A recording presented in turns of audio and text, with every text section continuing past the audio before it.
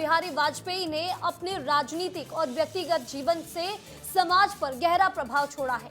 अटल जी के प्रयासों और समाज के हित को लेकर किए गए कार्यों के कारण वो आज लोगों के मन में स्मरणीय है। लिहाजा अटल जी के 100वीं जयंती पर इंदौर में शून्य से शतक कार्यक्रम का आयोजन किया गया। क्या कुछ खास हुआ इस कार्यक्रम में, देख लीजिए इस रिपोर्ट में। पूर्व पीएम अटल बिहारी वाजपेयी की 100वीं जन्म जयंती पर इंदौर में शून्य से शतक कार्यक्रम आयोजित किया गया। उपराष्ट्रपति सीपी राधाकृष्णन, राज्यपाल मंगू भाई पटेल और सीएम डॉक्टर मोहन यादव कार्यक्रम में शामिल हुए। कार्यक्रम के दौरान अटल जी के सफर को याद किया गया। कार्यक्रम का आगाज बीएसएफ के बैंड द्वारा वंदे मातरम की संगीतमय प्रस्तुति से हुआ। इसके बाद अटल जी के जीवन, विचार और योगदान पर आधारित फिल्म का प्रदर्शन किया गया, जिसमें उनके व्यक्तित्व और कृतित्व पर प्रकाश डाला गया। इस अवसर पर 4 विभूतियां, जिनमें प्रसिद्ध कवि सत्यनारायण सतन, पूर्व केंद्रीय मंत्री सत्यनारायण जटिया और साथ ही भारतीय क्रिकेटर टीम की चयन समिति के पूर्व चयनकर्ता संजय जगदाले और सागर के पारंग शुक्ला को अटल अलंकरण से सम्मानित किया गया। कार्यक्रम के दौरान अटल जी से जुड़े स्मरणों पर आधारित पुस्तक सदा अटल महाग्रंथ के 3रे संस्करण के कवर पेज का भी लोकार्पण किया गया।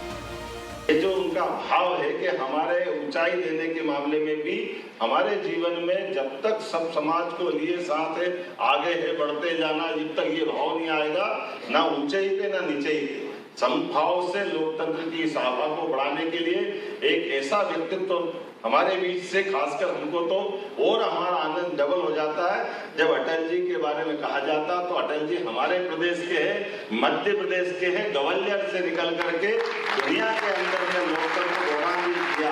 आज उनकी जन्म शताब्दी वर्ष मना रहे हैं, तो उस आनंद में हम सराबोर हैं। औद्योगिक विकास के साथ साथ मध्य प्रदेश सरकार खेल के क्षेत्र में भी खास ध्यान दे रही है। खेल को लेकर नए नए प्रयास और जमीन पर योजनाओं का क्रियान्वयन इस बात का सबूत है। आज सीएम निजी स्कूल द्वारा संचालित 7वें national ranking pickleball tournament 2025 में पहुंचे थे, जहां उन्होंने प्रदेश में खेल को लेकर युवाओं और बच्चों के उत्साह का जिक्र किया। मुख्यमंत्री डॉक्टर मोहन यादव ने इस दौरान कहा कि मध्य प्रदेश के नवनिर्माण में खिलाड़ियों की भी अहम भूमिका है। उन्होंने ये भी कहा कि खिलाड़ियों के योगदान से मध्य प्रदेश भावी पीढ़ी के लिए एक सकारात्मक वातावरण तैयार कर रहा है।